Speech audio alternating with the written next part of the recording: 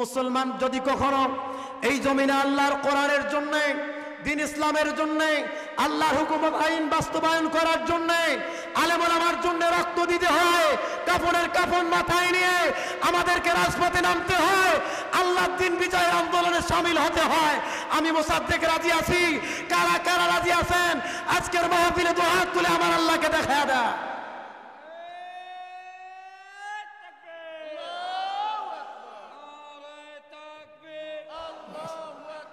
খুবাইব রাদিয়াল্লাহু তাআলা আনহু তিনি কালেমা কবুল করেছেন, মুসলমান হয়ে গেছেন। তার সম্প্রদায়ের কাফেরগুলো যখন জানতে পারল খুবাইব ইসলাম কবুল করেছে, ইসলাম কবুল করার অপরাধে খুবাইব রাদিয়াল্লাহু তাআলা আনহুকে কাফেরগুলো চতুর্দিক দিয়ে ঘিরে ফেলল। খুবাইবকে বলল, খুবাইব আমরা শুনেছি আপনি নাকি কালেমা পড়েছেন। খুবাইব রাদিয়াল্লাহু তাআলা আনহু বললেন, জি জি আমি কালেমা পড়েছি। এই কথা বলার সঙ্গে সঙ্গে কাফেরগুলো বলল, খুবাইব তুমি যদি এই মুহূর্তে কালেমা ছেড়ে না দাও তাহলে আমরা তোমাকে হত্যা করে ফেলব। তখন খুবাইব বলছিল, কাফেরেরা শোনো, এই আসমান জমিনের মালিক যিনি, তোমার এবং আমার মালিক যিনি, সেই আল্লাহর কালেমা গ্রহণ করেছি। প্রয়োজনে যদি জীবন দেওয়ার আগে জীবন দিয়া দিব। আমি বিশ্ব নবী মুহাম্মদুর রাসূলুল্লাহর কালেমা ছেড়ে দিতে রাজি না। খুবাইব কালেমা পড়ে মুসলমান হয়ে গেছে। কাফেরগুলো এবার বলে, ওরে খুবাইব, ও খুবাইব তুমি তো কালেমা পড়ে মুসলমান হয়েছো, মুসলমান হওয়ার অপরাধে আজকে তোমাকে জেলখানার মধ্যে আবদ্ধ করে রাখবো, জেলখানায় তোমাকে রাখা হবে। খুবাইবকে জেলখানার মধ্যে আবদ্ধ করে রাখলো। জেলখানায় রাখার পর খুবাইবকে কাফেরগুলো খাবারও দিল না, পানিও দিল না। হযরত খুবাইব রাদিয়াল্লাহু তাআলা আনহু তিনি বড় ক্ষুধার্ত, তিনি বড় তৃষ্ণাবান হয়ে গেছে। কাফেরগুলো তাকে জেলে রেখে একটু খাবারের একটু পানি দিয়া তারা জেলখানার তালা লাগাইয়া ওখান থেকে দূরে চলে যেয়ে পরামর্শ করেছে, আমরা আর খুবাইবের কাছে যাব না, আমরা আর খুবাইবকে দেখতে যাব না, পানিও দিব না, খাবারও দিব না।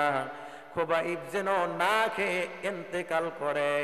মুসলমান আওয়াজ করে বলবেন, এই জীবন আর মরণ সবকিছুর মালিক যিনি, বলেন তিনি কে?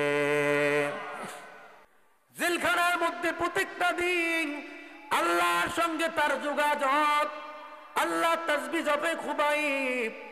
কাফেরগুলো তাকে পানিও দেয় না, খাবারও দেয় না। ওই বাড়ির মধ্যে একজন মহিলা কাজ করত, মহিলাটার নাম হলো জয়নব।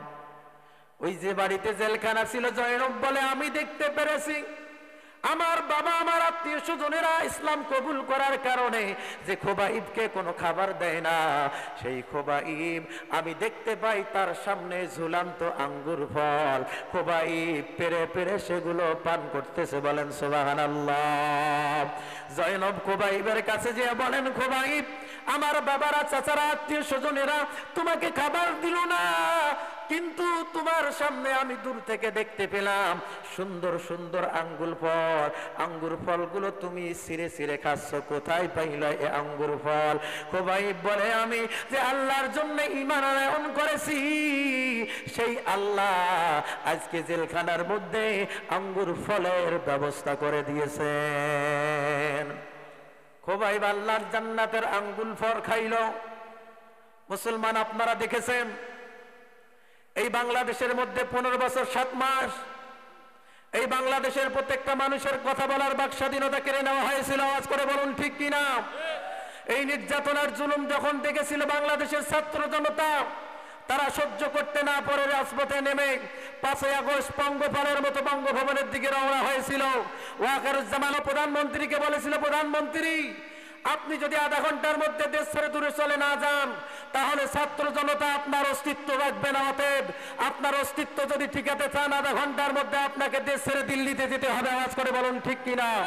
প্রধানমন্ত্রী সেদিন বলেছিল, ওয়াকারুজ্জামান শোনো, আমাকে 15 মিনিটের সময় দাও, আমি আমার দেশের জনগণের উদ্দেশ্যে কথা বলতে চাই। ওয়াকারুজ্জামান বলেছিল সময় নাই, সময় দিলে আপনার অস্তিত্ব খুঁজে পাওয়া যাবে না। অতএব গরম ভাত আর গরম তরকারি খাওয়ানোর মতো তাকে সময় দেওয়া হয় নাই। আওয়াজ করে বলেন ঠিক কিনা? অতএব ছাত্র জনতার রক্তের বিনিময়ে, আলেম ওলামার রক্তের বিনিময়ে দেশের স্বাধীনতা আমরা ফিরে পেয়েছি। অতএব কোরআনের পাখিকে যারা হত্যা করেছে জেলখানার মধ্যে ইনজেকশনের মধ্যে বিষ প্রয়োগ করে, আল্লামা সাঈদীর হত্যাকারীর বিচার বাংলার 16 কোটি মুসলমান দেখতেছে। আওয়াজ করে বলেন ঠিক কিনা? অতএব আল্লামা সাঈদীকে যারা হত্যা করেছে তাদের বিচার সামনে হবে। আমরা কারা কারা দেখতে চাই? হত্যা দেখতে চাই। আল্লাহ কবুল করুন, বলেন আমিন। এবার খুবাইব জেলখানার মধ্যে কান্না শুরু করে দিয়েছেন। জেলখানার মধ্যে বন্দী আছে, তবু আল্লাহ শুকরিয়া আদায় করে। খুবাইবকে দেখার জন্য কাফেরগুলো গিয়েছে। আমরা খুবাইবকে তো কোনো খাবারও দেই না, পানিও দেই না, খুবাইব বুঝি ইন্তেকাল করেছে। এই বলে খুবাইবের কাছে গিয়ে দেখে খুবাইব মরা তো দূরের কথা, আগের চাইতেও বেশি ভালো হয়ে গেছে। সুবহানাল্লাহ।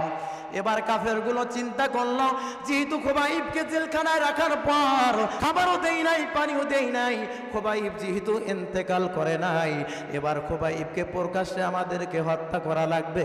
ওই পদ্ধতিতে, যে পদ্ধতিতে কোরআনের পাখিকে বিষ প্রয়োগ করে হত্যা করা হয়েছে। আওয়াজ করে বলেন ঠিক কি না? এবার কাফেরগুলো ঘোষণা করে দিল, খুবাইবকে আমরা প্রকাশ্যে হত্যা করে ফেলবো।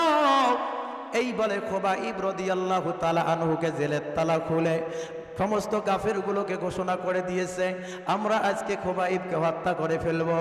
এই বলে খুবাইবকে জেল থেকে বের করে নিয়ে আসিয়া খুবাইবকে সামনে দাঁড় করে দিয়েছে। আর কাফেরেরা পিছনের দিকে, তারা খুবাইবের পেছনে পেছনে হেঁটে যায়। তারা খুব তামসা, তারা খুব আনন্দ উল্লাসে মগ্ন হয়ে গেছে। যেমনি ভাবে আল্লামা সাঈদী সহ যত আলেম ওলামা ফাঁসির দড়ি গলার মধ্যে পড়েছেন, অনেক মানুষ দুঃখ পেয়েছে। এক আলেম কোরআনের কথা বলার কারণে জেলের মধ্যে থেকে গলার মধ্যে ফাঁসির দড়ি পড়েছেন। আর এক হুজুরেরা তারা মসজিদে বসে বসে, শিক্ষা প্রতিষ্ঠানে বসে বসে তারা মিষ্টি খাইছে। এই রকম হুজুর বলেন আছে না নাই?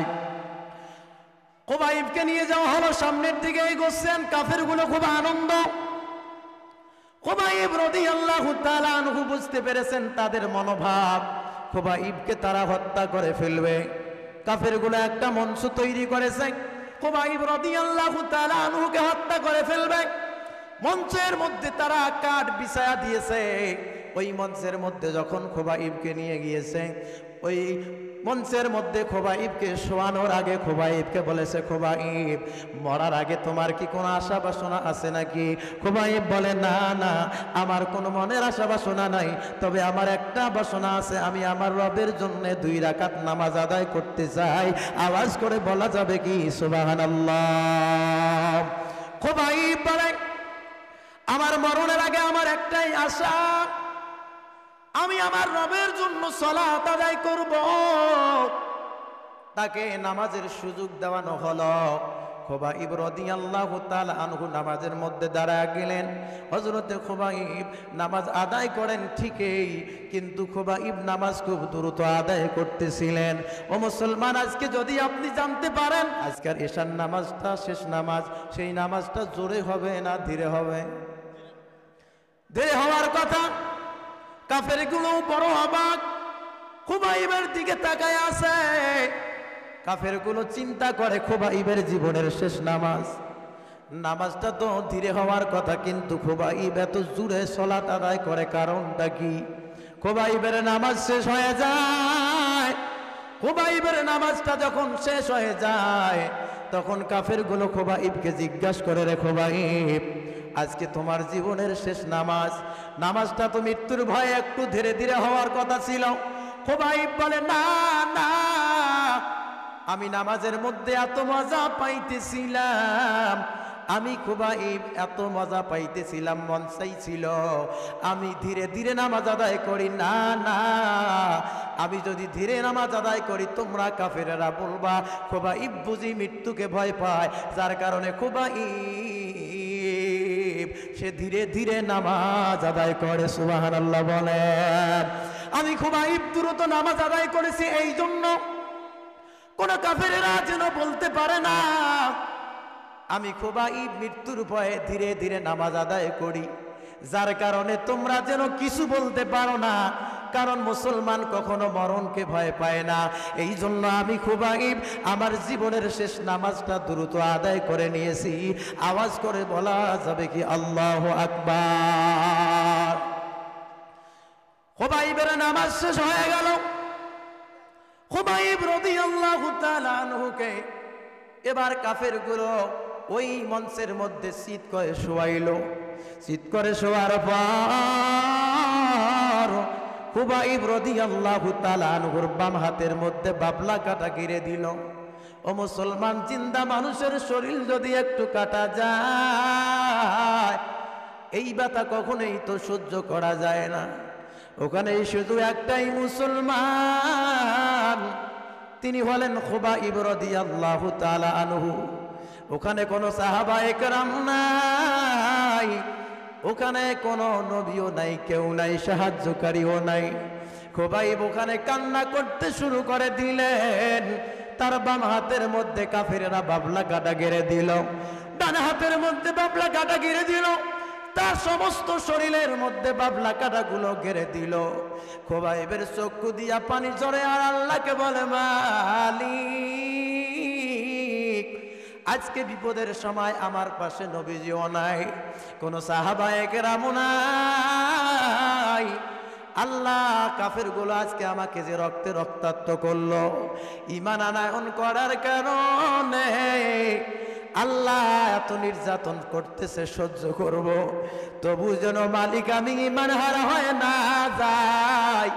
আল্লাহ, আপনি আমার ঈমানটাকে মজবুত বানায়া দেন। সুবহানাল্লাহ বলেন।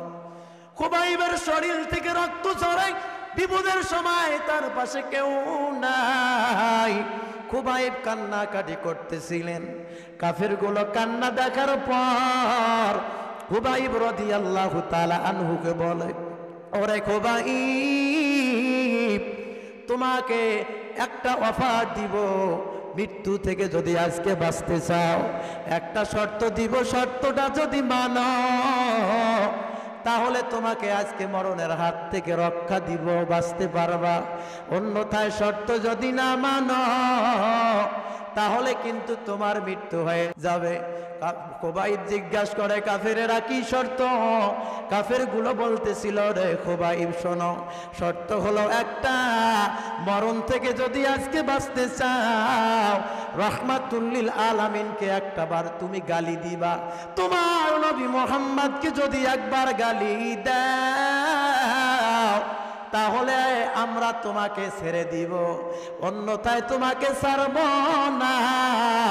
খুবাইব বলতেছিল, নবীজিকে গালি দেওয়ার পরে যে জীবন দুনিয়ার মধ্যে বেঁচে থাকবে, ওই জীবনের তো আমি খুবাইবের কোনো দরকার নাই। আল্লাহু আকবার বলেন।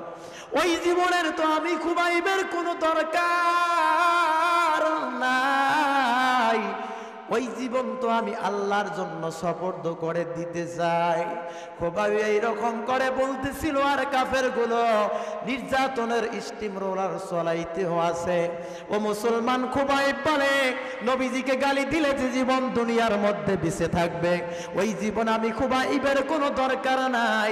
ও মুসলমান, আমরা মুসলমান, আমাদের যদি মৃত্যু হয়, আবার যদি জিন্দা হই, আবার যদি মৃত্যু হয়, আবার যদি জিন্দা হয়, আল্লাহর কোরআনের জন্য যদি 1000 বার মৃত্যুবরণ করতে হয়, আমরা মুমিন মুসলমান আল্লাহর কোরআনের জন্য 1000 বার মরতে পারি।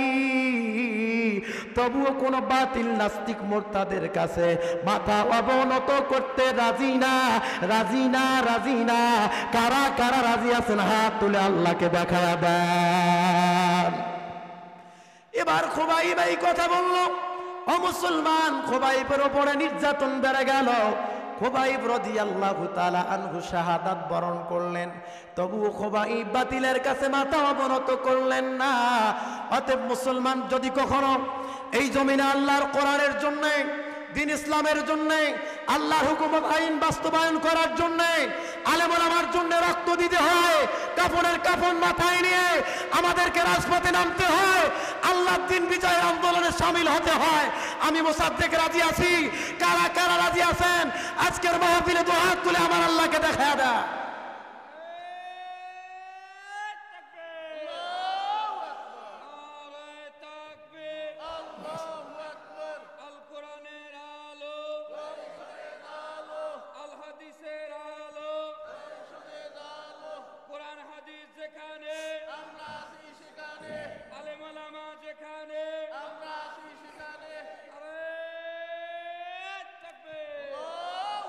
আল্লাহ কবুল করুন, বলেন আমিন।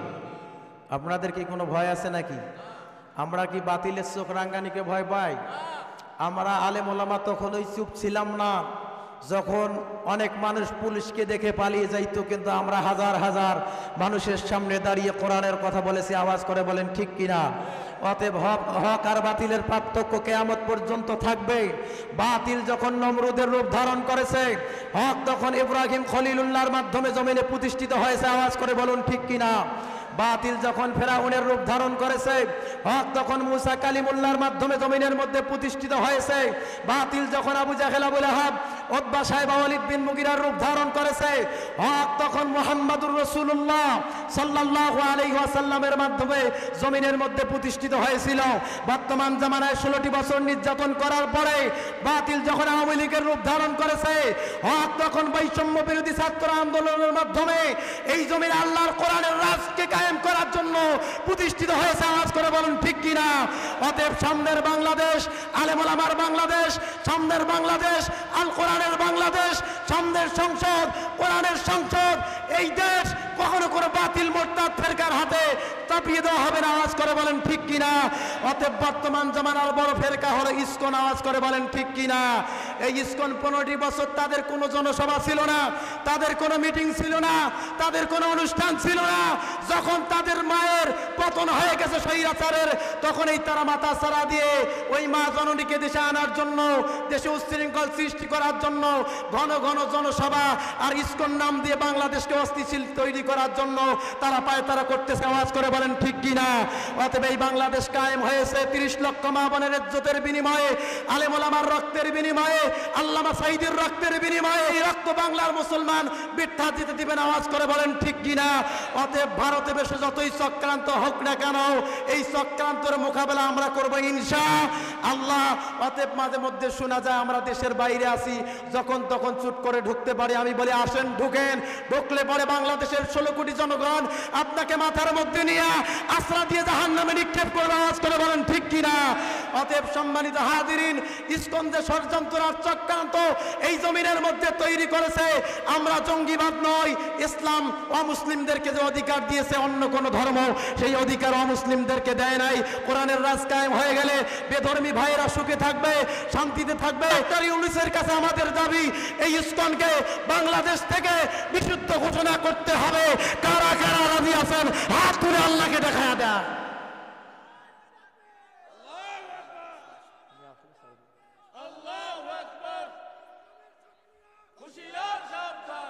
হাত নামান, হাত নামান। আল্লাহ কবুল করুন, বলেন আমিন। ইসকন হলো বর্তমান জমানার স্বৈরাচারের পক্ষে। সম্মানিত হাজিরিন, ইসকনের বিপক্ষে আমাদেরকে ঘরে ঘরে প্রত্যেকটা মুসলমানের দায়িত্ব হলো, তারা যদি সামনে মাথা চাড়া দেয় আমরা তাদের বীজ দাঁত ভেঙে দিব। আওয়াজ করে বলুন ঠিক কিনা?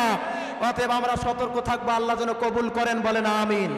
সম্মানিত হাজিরিন, বলতেছিলাম কোরআনের পক্ষে থেকে শাহাদাত বরণ করলে 5টা পুরস্কার।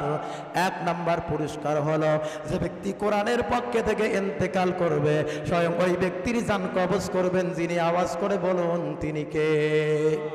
2 নাম্বারে কোরআনের জন্য যে ব্যক্তি ইন্তেকাল করবে ওই ব্যক্তির গোসলের কোনো প্রয়োজন হবে না, ওই ব্যক্তির গোসলের ব্যবস্থা করবেন যিনি। আওয়াজ করে বলেন তিনি কে? 3 নাম্বারে আপনি আমি সাধারণ মানুষ মৃত্যুবরণ করলে পরে দাফনের জন্য কাফনের প্রয়োজন হয়। কেবলমাত্র শুধুমাত্র যে মানুষগুলো কোরআনের জন্য মৃত্যুবরণ করবে, ইন্তেকাল করবে, ওই ব্যক্তিগুলোর মরণের পর দুনিয়ার কোনো কাফন লাগবে না। ওই ব্যক্তির মৃত্যুর পরে দাফনের জন্য কোনো কাপড়ের দরকার হবে না। যেই কাপড়ে ইন্তেকাল করবে ওই কাফন পরা অবস্থায় জানাজা পড়ে ওই ব্যক্তিকে কবরের মধ্যে দাফন করা হবে। আওয়াজ করে বলা যাবে কি সুবহানাল্লাহ।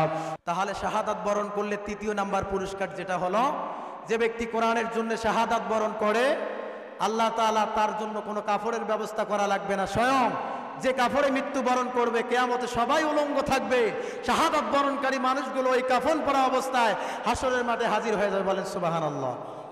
চতুর্থ নাম্বার গুণাবলী হলো,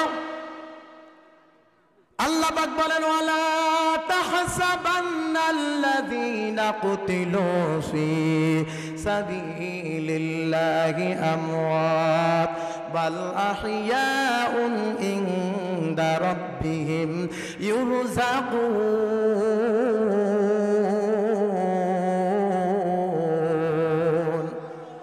আল্লাহ বলেন যারা আমি আল্লাহর রাস্তায় মৃত্যুবরণ করে তোমরা তাদেরকে মৃত্যু বলবা না, বাল আহইয়াউন তারা হলো জীবিত, ইনদা রাব্বিহিম ইউরযাকুন জিন্দা মানুষের যেমনি ভাবে দুনিয়ায় খাওয়ার দরকার, শাহাদাত বরণ করলে জান্নাতের চতুর্থ নাম্বার পুরস্কার হলো যারা কোরআনের জন্য মৃত্যুবরণ করে তাদেরকে আল্লাহ পাক রব্বুল আলামিন জান্নাতের খাবারের ব্যবস্থা করেন। যারা কোরআনের জন্য মৃত্যুবরণ করে ওই ব্যক্তিগুলো হলো জিন্দা জীবিত, তাদের জন্য কবরে জান্নাতের নাজ নেয়ামত আর খাবারের ব্যবস্থা করেন যিনি। আওয়াজ করে বলবেন তিনি। পঞ্চম নাম্বার পুরস্কার, যে ব্যক্তি শাহাদাত বরণ করবে কিয়ামতের দিন মা তার সন্তানকে চিনবে না, সন্তান তার মাকে চিনবে না, কেউ কাউকে চিনবে না।